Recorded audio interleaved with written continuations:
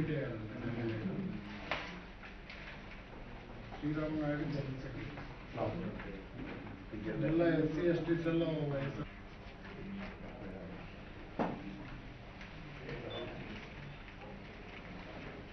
మొన్న జడ్పీ మీటింగ్లో హౌసింగ్ మీద అడిగారు.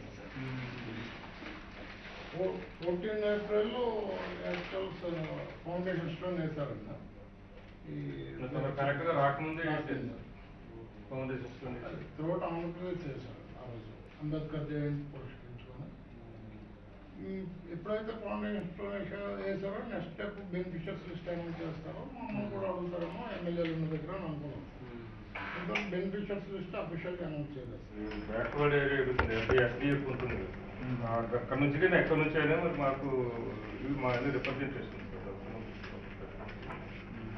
అది వర్క్స్ తర్వాత డ్రింకింగ్ వాటర్స్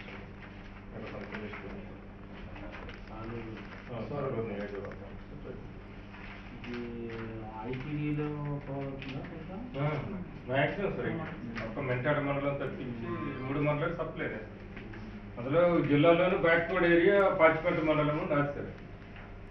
స్టేట్ సర్వేలో కూడా జిల్లాలో బాగా వెనకబడిన మండలం ఏదైతే పాచిపేట మండలం చెప్తారు. పాచిపేట వన్ ఆఫ్ ది మండలం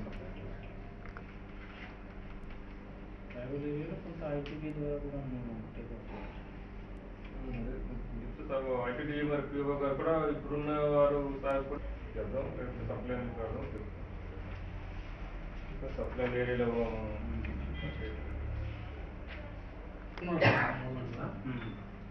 అందరికీ కూడా వచ్చిందండి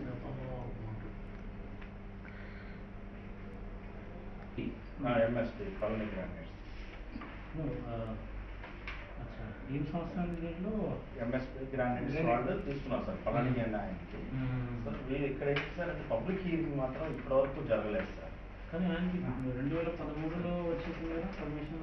పర్మిషన్ 2014 సార్. ఇది 2009 తహసీల్దార్ గారు దీని మీద తహసీల్దార్ గారు అసలు ఎక్కడ కూడా వాటర్ సోర్సెస్ కానీ వాటర్ బాడీస్ కానీ లేవని కానీ ఒక రిపోర్ట్ చెక్ డ్యామ్స్ పెట్టారు సార్.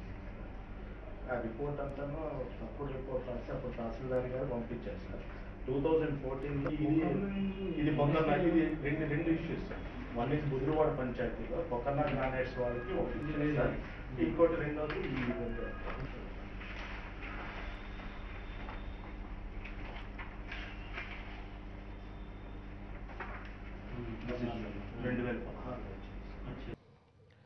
వైఎస్ఆర్ కాంగ్రెస్ పార్టీ అధ్యక్షులు వీరభద్రస్వామి గారి ఆధ్వర్యంలో ఈరోజు విజయనగరం జిల్లా కలెక్టర్ వారికి వైఎస్ఆర్ కాంగ్రెస్ పార్టీ ఎమ్మెల్యేలు అలాగే మిగతా నాయకులందరం కూడా కలిసి మరి ప్రాంతాల్లో ఉన్న సమస్యలను ఆయన దృష్టికి తీసుకెళ్ళడం జరిగింది. ముఖ్యంగా ఇల్లుకు సంబంధించిన సమస్య, అదేవిధంగా రోడ్లు కావచ్చు, తాగునీరు కావచ్చు, ఆరోగ్యం కావచ్చు, ఇటువంటి మొదలగు సమస్యలు వివరించడం జరిగింది. ముఖ్యంగా ఇల్లుకు సంబంధించిన సమస్య, ఇల్లు సంబంధించిన సమస్య మేము 27వ తేదీన జడ్పీ మీటింగ్లోనే అడగడం జరిగింది. ఆ రోజు మేము నిరసన కూడా చెప్పడం జరిగింది. దానికి సంబంధించిన లిస్టులు లబ్ధిదారులు ఎంపిక చేస్తే ఆ లిస్టులు మాకు ఇమ్మని అడగడం జరిగింది. అది కలెక్టర్ గారు ఆ రోజు ఆదేశించారు ఇమ్మని, కానీ ఈ రోజు వరకు కూడా ఇవ్వడం లేదు. అసలు అది ఏప్రిల్ 14నే అందరూ కూడా శంకుస్థాపన చేశారు. ఈ రోజు వరకు లిస్ట్ ఇవ్వాలంటే శంకుస్థాపన ఎలా చేస్తారు, లబ్ధిదారులను ఎంపిక చేయకుండా శంకుస్థాపన ఎలా చేస్తారని ఒకటి. రెండోది, లబ్ధిదారులను ఎవరు ఎంపిక చేస్తున్నారు? జన్మభూమి కమిటీలు ఎంపిక చేస్తున్నారా, మాజీ ఎమ్మెల్యేలు ఎంపిక చేస్తున్నారా, ఎమ్మెల్యేలు ఎంపిక చేస్తున్నారా, మంత్రి గారు ఎంపిక చేస్తున్నారా? సాలూరు నియోజకవర్గం వచ్చేసరికి బంజుదేవ్ గారు మాజీ ఎమ్మెల్యే గారు లెటర్ ప్యాడ్ను ఇస్తుంది. దాని మీద కలెక్టర్ గారు కూడా మేము ఇవ్వడం జరిగింది. మాజీ ఎమ్మెల్యే లెటర్ ప్యాడ్ని ఎలాగ ఇస్తారు అసలేది?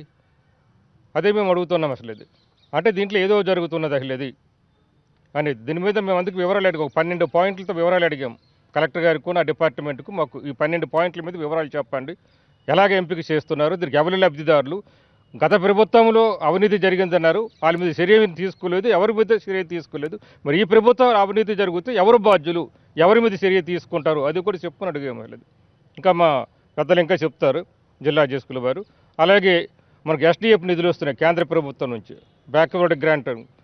ఎప్పుడైతే మన రాష్ట్రం విడిపోయిందో 7 జిల్లాలు బాగా వెనకబడిన జిల్లాలుగా గుర్తించారు 13 జిల్లాల్లో. అందులో విజయనగరం మొదటిది.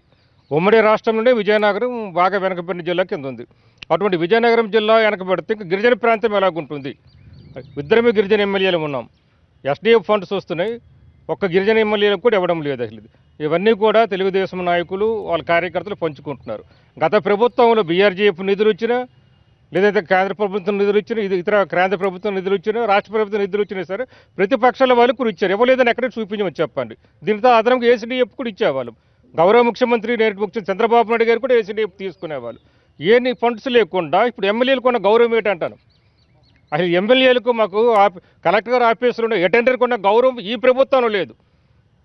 ఈ ప్రభుత్వంలో తెలుగుదేశం ప్రభుత్వంలో లేదు అసలు. అది అటువంటిది మేము ఎమ్మెల్యేలు ఎందుకని అడుగుతున్నాము అసలు. ఇది అవన్నీ కలెక్టర్ గారు దృష్టిలో పెట్టామన్నమాట.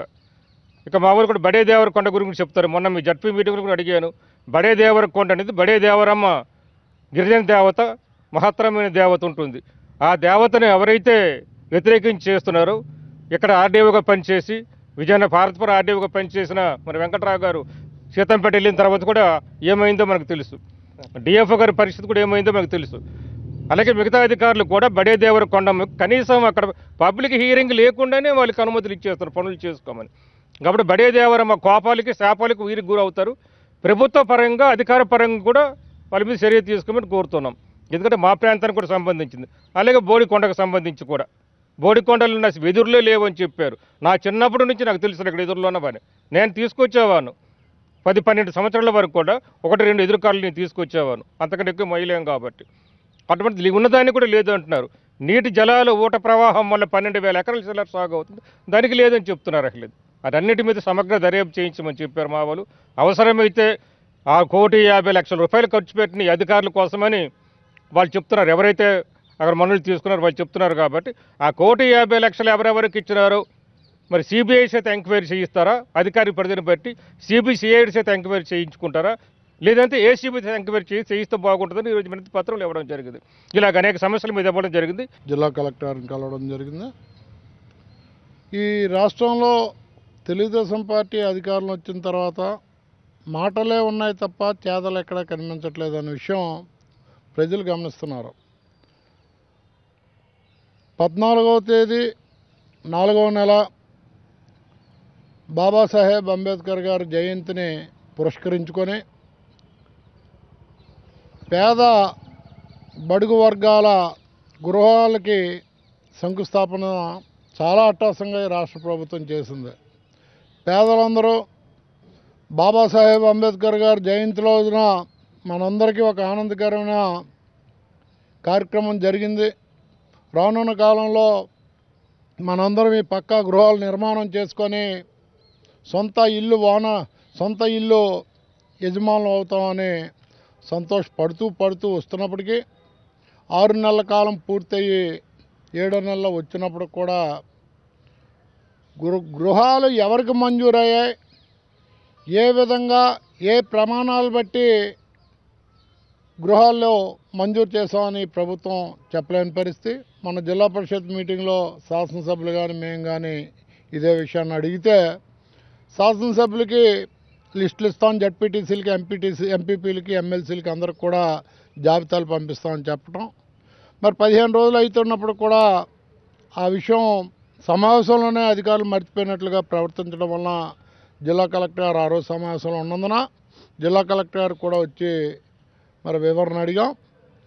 అవినీతి జరుగుతుంది, అక్రమాలు జరుగుతున్నాయి, వాస్తవాలు ప్రజలు గ్రహిస్తున్నారనే విషయాన్ని కూడా చెబుతున్నాం.